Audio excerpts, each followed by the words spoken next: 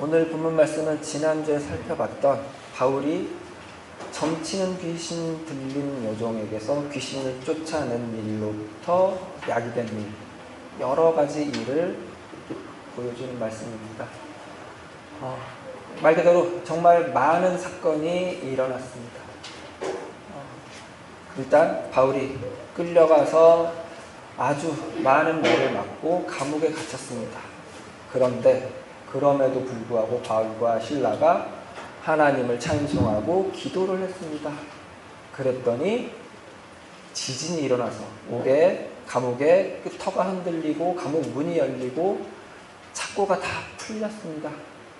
그런데 바울과 실라는 감옥에서 나가지 않고 그냥 있었고, 지진이 나서 옥문이 열리고 착고가 풀리는 것을 보고 나서 그 감옥을 지키던 간수가 자결하려고 했던 것을 막고 오히려 그에게 예수 그리스도의 복음을 전하고 그를 회심시키고 세례를 베풀었습니다. 그리고 그 다음날 그를 풀어주라고 하는 상관들에게 바울과 실라가 놀랍게도 자기들은 로마 시민인데 어떻게 이렇게 적법한 절차 없이 우리를 때리고 옥에 가두었느냐고 하면서 직접 와서 우리를 풀어주라고 말하고, 그렇게 상관들이 와서 두려워하면서 바울과 실라를 풀어주고 제발 이 성을 떠나달라고 부탁을 하고, 그래서 바울과 실라가 떠난 이야기입니다. 대단히 긴 많은 일들이 말하자면 하룻밤새 있었던 겁니다.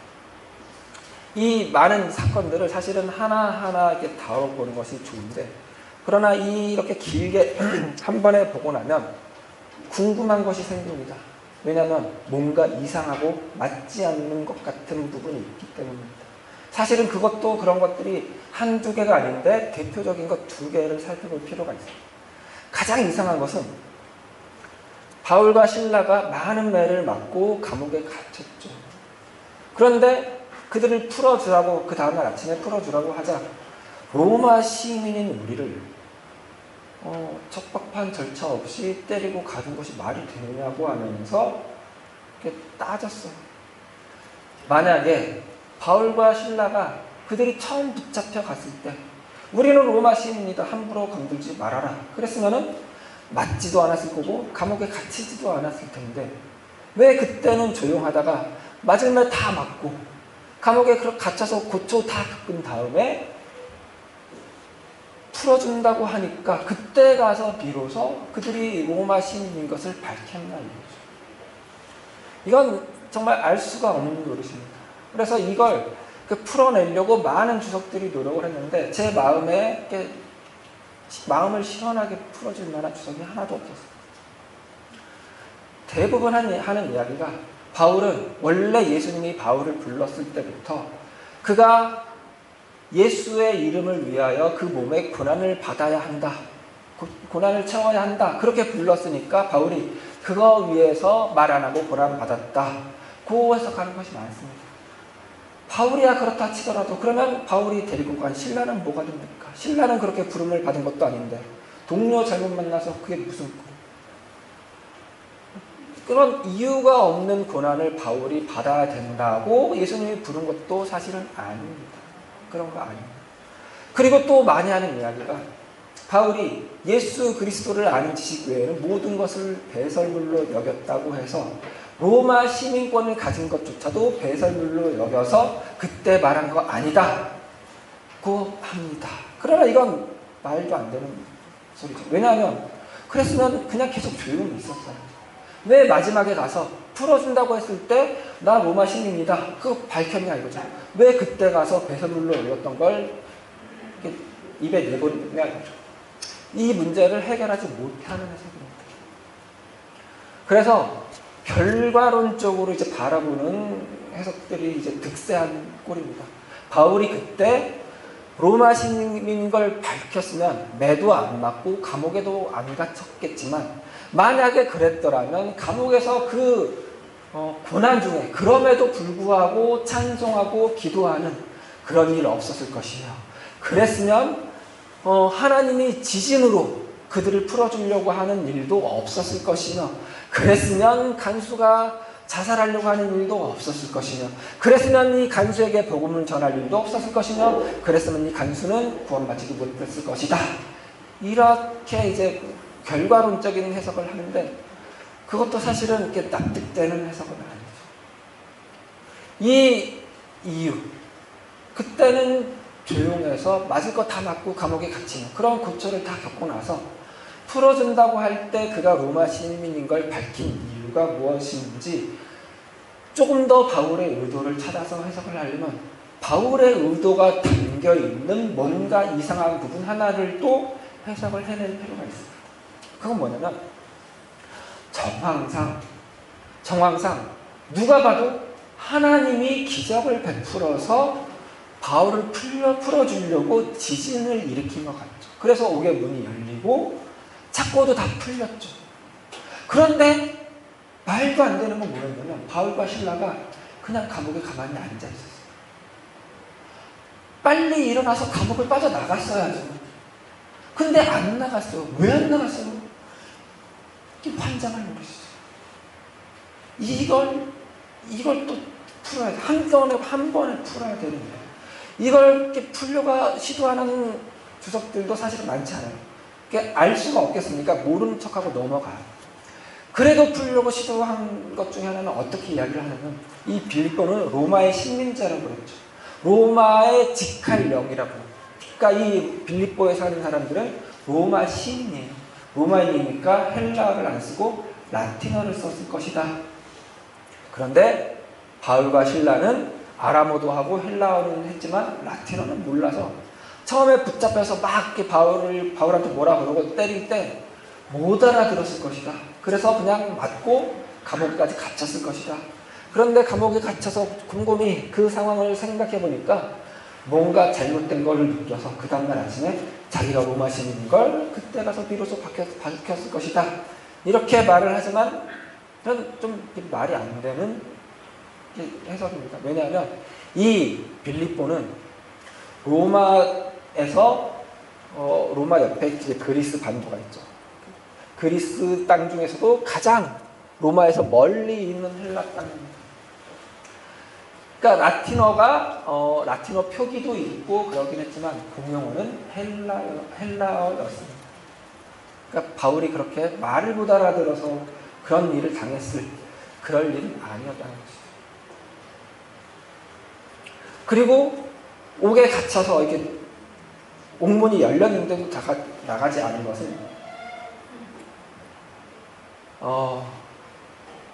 베드로가 옥에 gat혔다가 하나님이 빼준 적이 있었죠. 그때 베드로가 옥에 갇혔을 때 그 감옥을 지켰던 사람들이 헤롯으로부터 다 처형을 했죠.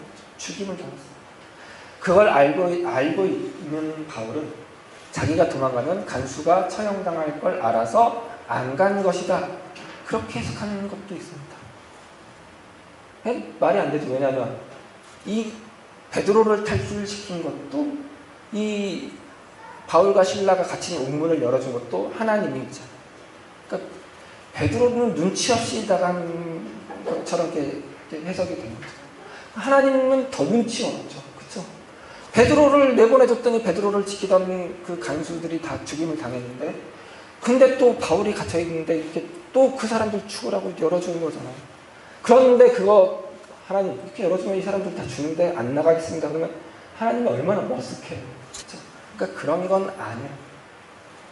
그럼 왜 바울과 실라가 그렇게 누가 봐도 하나님이 열어준 것 같은 상황에 안 나갔을까요? 이제 그걸 이제 살펴봐야죠. 그걸 보려면은 38절 말씀의 그 무게를 알아야 됩니다.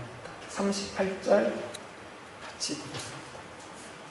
이제 바울과 실라가 우리는 로마 시민이다. 직접 와서 우리를 데리고 나가라고 해라. 이렇게 말하자 이렇게 반응을 했습니다. 38절 읽습니다. 부하들이 이 말을 상관들에게 보고하니 그들이 로마 사람이라 하는 말을 듣고 두려워하니 로마 사람이라 하는 말을 듣고 두려워했다는데 이것도 사실은 이해가 됩니다.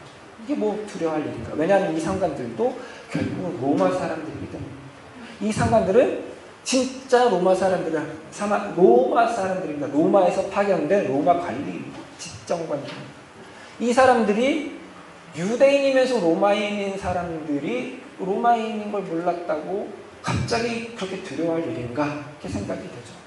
이 두려워한 정도를 알려면은 이 시기로부터 한 120년, 130년 전에 일어났던 사건 하나를 알 필요가 있습니다.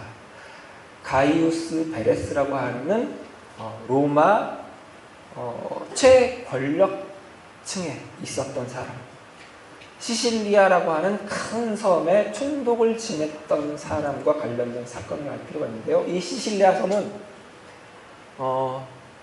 로마에서 소비하는 모든 곡물의 거의 한 3분의 2 이상을 담당하는 아주 큰 섬입니다. 시실리아에서 나는 밀은 아주 그 질이 뛰어납니다. 시실리아에서 나온 밀로 만든 파스타는 지금도 최고로 칩니다. 그 시실리아의 총독을 지냈던 것은 대단히 큰 권력이고 로마의 가장 최고의 권력이 그러니까 자기랑 가장 친한 사람이라는 증거입니다. 그런데 이때 로마의 권력자들은 자기가 가진 권력을 자기의 재산을 확장하는 데 많이 사용을 하곤 했었습니다. 정도의 차이가 있을 뿐인데, 그런데 이 가이우스 베레스는 좀 심했습니다.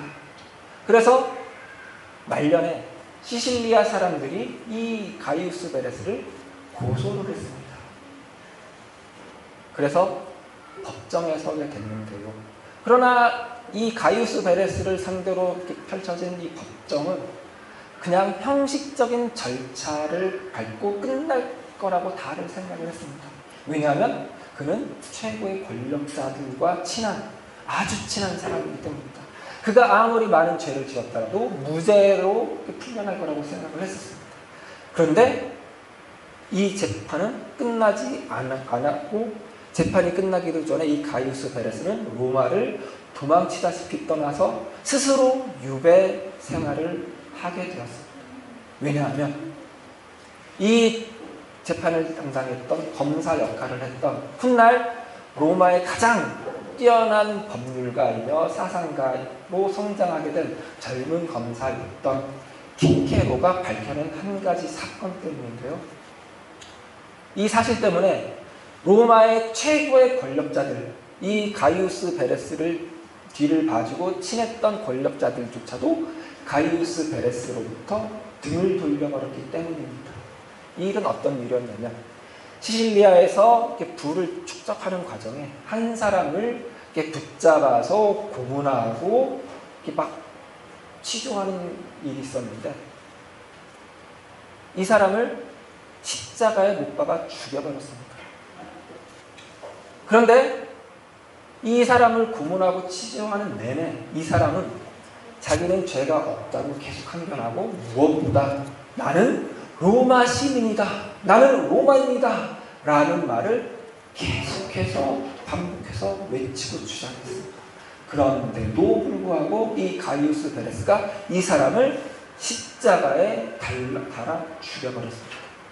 십자가는 그 어떤 로마인도 달리지 않아야 될 형틀인데, 로마인이라고 주장하는 이 사람을 가이우스 베레스가 십자가에 달아 죽여버린 것입니다. 이 사건이 밝혀지자, 법정에서 밝혀지자 모두가 이 가이우스 베레스에게서 등을 돌려버린 것이죠. 그래서 가이우스 베레스는 할 수 없이 로마를 도망치다시피 떠나야 했고, 스스로 유배지로 가서 유배 생활을 자초했습니다. 그리고 결국 그가 부를 취득했던 방법과 같은 방식으로 마크 안토니라고 하는 이제 새로운 로마 권력자에게 죽임을 당하게 되었습니다. 이 가이우스 베레스의 사건은 모든 로마 전역에 전파되었습니다. 특별히 로마의 식민지, 로마의 직할령인 곳에 그 식민지 직할령에서 총독의 일을 하는, 집정관의 일을 하는, 오늘 우리 본문의 표현으로는 상관 역할을 하는 두 사람들에게는 반드시 새겨야 할 일이었습니다. 무슨 나쁜 짓을 하더라도 반드시 하지 말아야 할 일 하나는 뭐였냐면, 가이우스 베레스가 한 일, 로마 시민을 그렇게 로마 시민임에도 불구하고 때리고 벌주고 처형한 일은 하면 안 되는 일이었습니다. 그 일을 상관들이 한 것이죠.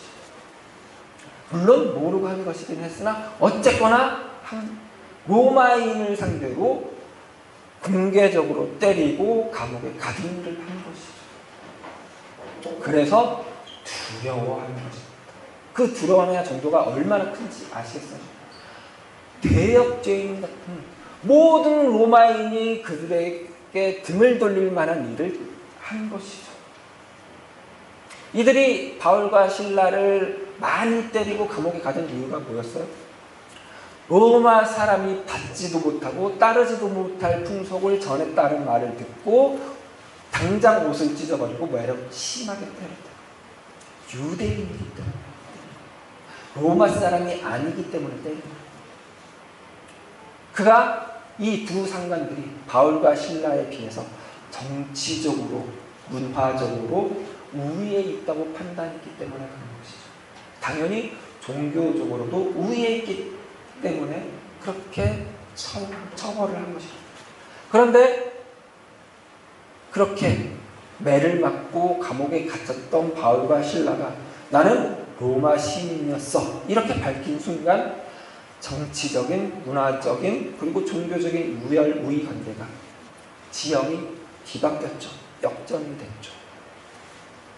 왜냐하면 이 두 상관들은 절대로 하면 안 되는 가장 용서받지 못할 모든 로마인이 경멸할 만한 짓을 한 자들이 되어버렸기 때문입니다. 이 역전을 위해서 바울과 실라가 매를 맞고 감옥에 갇혀 있는 동안 우리는 로마인이야 라는 말을 참은 것이죠. 이해가 되시겠어요? 왜요? 바울과 실라가 빌립보에 도착했는데 빌립보에 어떤 과정을 통해서 왔어요? 드로아에 있을 때 마게도냐 사람의 환상을 보고 건너와서 우리를 도우라 하는 환상을 보고 하나님의 뜻이 여기 있구나 하고 건넜죠. 에게를 건너서 빌립보에 왔죠. 그런데 빌립보에 와서 어떻게 했어요? 아무것도 안 하고 수일을 머물다가 안식일까지 기다렸다가 그것도 성 밖으로 나가서 빌립보 성 밖으로 나가서 강가에 기도할 곳을 찾아야만 하는 환경이었던 그런 정황이었다. 거기서 강가에서 이제 하나님을 두려워하는 사람들을 만나서 예수 그리스도의 도를 전하고 복음을 전하고 믿게 했어요. 그런데 계속 기도하는 곳으로 갔다고요. 빌립보 성 안에서 그 모임을 못했고 마음이 어떻겠어요? 자기는 괜찮아요. 앞으로 또 다른 곳으로 가서 복음을 전하러 여행을 떠나니까. 하지만 빌립보 성에 생긴 새로운 성도들은 그렇지가 않죠. 그들을 위해서 그렇게 맞는 순간 바울이 잘됐다 싶었던 거죠. 옳거니 잘 걸렸다 그런 거죠. 그래서 감옥 문이 열리는 일이 기적 같은 일이 일어났음에도 안 나온 거죠. 그 전에 바울과 실라가 그렇게 매를 맞고 감옥에 갇혔는데도 찬송하고 기도했던 이유가 사실은 그거라고 봐야죠. 하나님, 이 일을 위해서 우리가 안 맞을 수도 있고 이 일 안 겪을 수도 있는데 이 일 겪기로 했습니다. 우리가 로마 시민이었던 것이, 로마 시민인 우리를 여기로 보낸 것이 이 순간을 위함인지 누가 합니까? 하는 심정으로 하나님께 기도했죠. 그러니 하나님, 우리가 그거 맞고 참아냈으니까 날이 밝으면 하나님 이 상황 역전시켜 주십시오. 이 빌립보 땅에서 하나님을 믿는, 하나님을 두려워하는 예수 그리스도가 하나님이 보내신 메시아라고 그리스도라고 믿는 저 성도들 편하게 이 빌립보 성 안에서 예수 이름 말하고 하나님의 말씀 말하고 믿음 생활 할 수 있도록 해주십시오. 이렇게 찬송하고 기도했겠죠. 그래서 하나님이 그래 알았다 하고 지진 꽝 이렇게 음향 효과, 시각 효과 해주신 거예요. 그러니까 안 나간 거죠. 아니 납득이 안 돼요. 하나님이 나가라고 지진 일으켜서 열어놓고 그래도 괜찮아요. 그래도 바울과 신라가 안 나간 건 변하지 않으니까. 어떤 마음으로 안 나갔겠어요? 하나님이 나가라고 열어줬다고 해도 이런 마음이었던 거죠.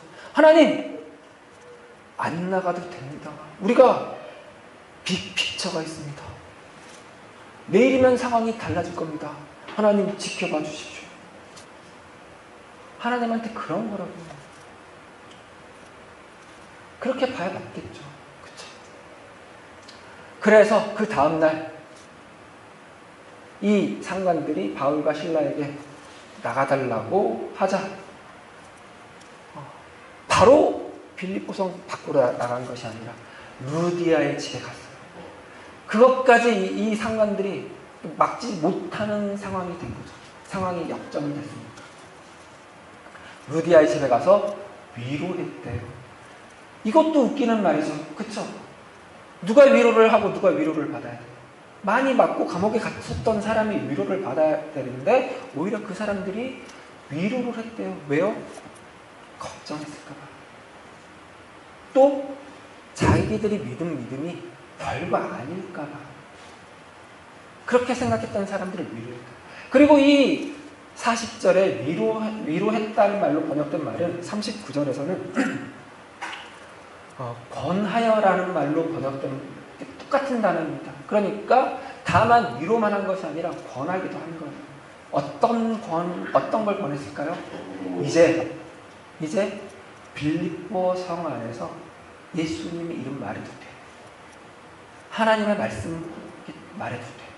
너네 여기서 모여도 돼.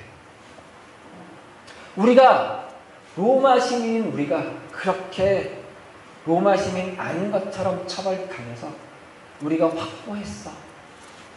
이런 거죠. 이걸 위해서 바울이 고난을 당한 거예요. 이유 없이 그냥 고난받는 게 사명이라서 그런 게 아니라 이걸 위해서 견딘 거예요. 그런데 이 과정에서 우리가 다시 한번 새겨봐야 할 건 뭐냐면 바울이 그 순간 판단한 거죠. 그 순간 처해진 상황이 이 순간까지 오는 모든 과정이 다 하나님의 계획하신 가운데 하나님께서 일하시는 그 결과라고 또 하나님께서 일하시는 만들어낼 새로운 결과의 과정이라고 판단한 것이고 최선을 다해서 판단한 거라. 그리고 선택한 거라. 그 맞는 순간에도 로마 시민인 것을 감추고 맞는 판단. 그리고 그냥 풀어졌는데 그때 로마 시민인 걸 밝히고 어떤 우위를 확보하는 판단한 것이죠. 그 판단을 하나님이 존중해 주셨고 사용하셨고 그렇게 빌립보 교회가 든든히 서가게 되는 거예요. 그리고 혹 하나님이 이들을 풀어주기 위해서 하나님의 기적을 베풀었다. 바울과 신라가 하나님 그렇게까지 안 해도 됩니다. 우리가 이렇게 할 일이 있습니다. 라고 말하는 관계가 된다는 거예요. 그러니까 하나님이 야 너네 왜 아직도 안 나가고 있냐? 너네는 왜 내 뜻도 분별하지 못하냐? 왜 너네 네 맘대로 하냐? 하는 하나님 아니라고.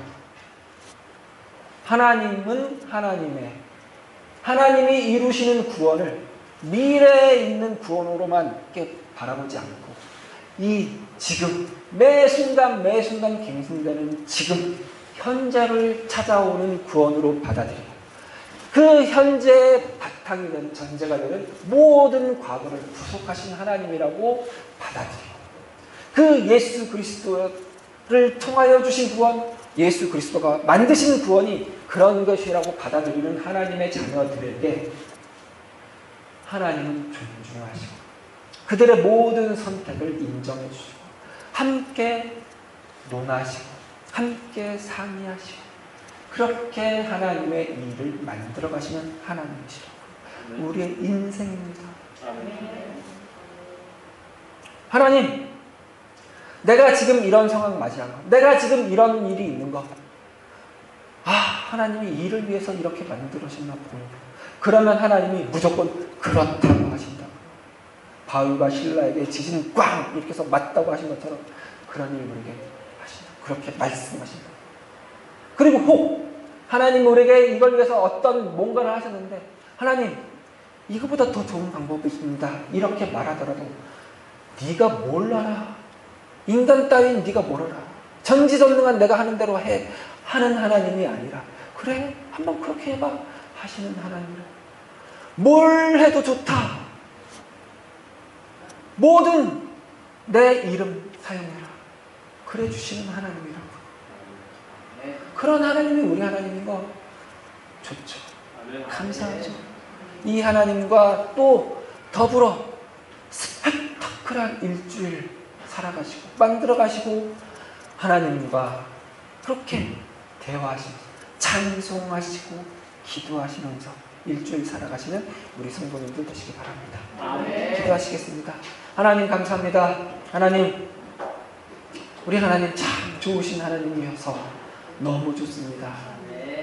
우리 모든 것을 열어주시고 우리 모든 것을 만들어주시고 우리 모든 것을 구속하여 주시고 우리 현재를 자유롭게 해주시고 구원을 베풀어 주시는 하나님이시니 참 감사합니다. 아멘. 하나님 그리고 우리가 무엇이든 어떤 선택이든 어떤 결정이든 잘했다고 말씀해 주시는 하나님 잘한 것으로 만들어가 주시는 하나님 감사합니다. 아멘. 그리고 어째서 너는 내 뜻 분별하지 못하냐고 책망하는 하나님이 아니어서 감사합니다. 그 하나님이 우리 하나님이라는 것 다시 한번 기억하며 이 일주일을 책임감 있게 살아가게 해주시옵소서. 우리에게 주어진 모든 환경, 모든 상황, 모든 상황 그 상황에 우리가 처한 상황에 죽도록 충성하는 우리가 되게 도와주시옵소서. 감사드리며 예수 그리스도 이름으로 기도드렸습니다. 아멘.